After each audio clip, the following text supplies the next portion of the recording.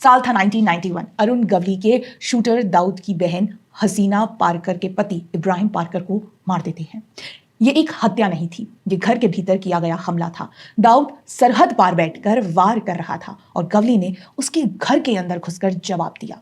बॉम्बे से मुंबई बनते शहर में ये लड़ाई धंधे की नहीं, जनाजों की गिनती की थी। इसी हत्या के बदले में Dawood JJ hospital shoot out करता है।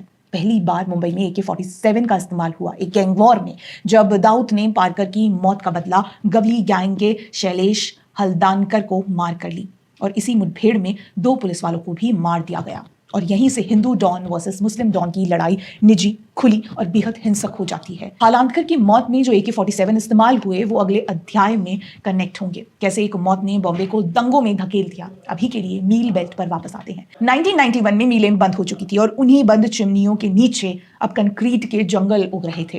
Tower, skyscraper, luxury project, old Bombay charm से मुंबई टावर्स, और यहीं से अपराध का पैसा रूट बदलता है। अब सोना नहीं, स्मगलिंग नहीं, अब बारी है प्रॉपर्टी की। गवली और नाइक गैंग बिल्डरों से प्रोटेक्शन मनी लेने लगते हैं। हर ईंट के साथ अंडरवर्ल्ड का हिस्सा, हर दस्तखत के पीछे डगड़ी चाल का साया।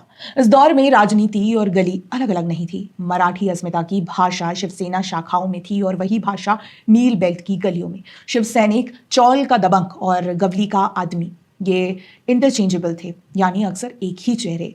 ये कोई लिखित गठबंधन नहीं था, ये सामाजिक ओवरलैप था। और फिर एक बयान आता है जो पर्दा उठा देता है। 1994 की दशहरा रैली में शिवाजी पार्क से बाला साहिब ठाकरे कहते हैं, अगर कांग्रेस के पास दाऊद इब्राहिम है तो शिवसेना के पास अरुण गवली है।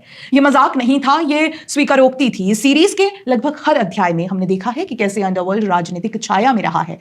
शरद पवार का दाऊद को भारत से भगाने के आरोप हो, हाजी मस्तान के दरबार में बैठी कांग्रेस नेता हो, या फिर अरुण गवली के लिए समर्थन हो, मुंबई का अपराध जगत अब छुपाया नहीं जा रहा था, उसे राजनीतिक भाषा मिल चुकी थी।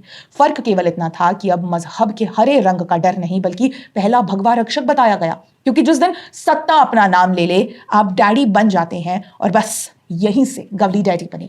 दगड़ी चाल में बैठने वाले एक सर्टिफाइड डॉन। गवली ने दाऊद को हराया नहीं, लेकिन उसने एक हद तय कर दी। पहली बार दाऊद डोंगरी की गलियों में असहज हुआ, क्योंकि सामने एक ऐसा पावर मॉडल था जो दुबई से नहीं, दगड़ी चाल से चलता था। हमारे दर्शक जो महाराष्ट्र से नहीं हैं, उनके लिए साफ कर दूं कि दगड़ी चाल का अर्थ पत्थर से बनी इमारत, जैसे पत्थर का मोहल्ला। मुंबई महाराष्ट्र में ऐसी इमारतें अक्सर देखने को मिलती हैं और मुंबई के बायकुला में स्थित थी अरुण गवली की दगड़ी चाल। खैर, बैक टू वीडियो। दाऊद के लिए मुंबई एक मार्केट थी, गवली के लिए मुंबई उसका मैदान, घर है। ये सांप्रदायिक आतंक नहीं था, ये टूटी अर्थव्यवस्था से निकला गुस्सा था। ये राष्ट्रवाद नहीं था, ये रोजगार, सुरक्षा और पहचान की लड़ाई थी।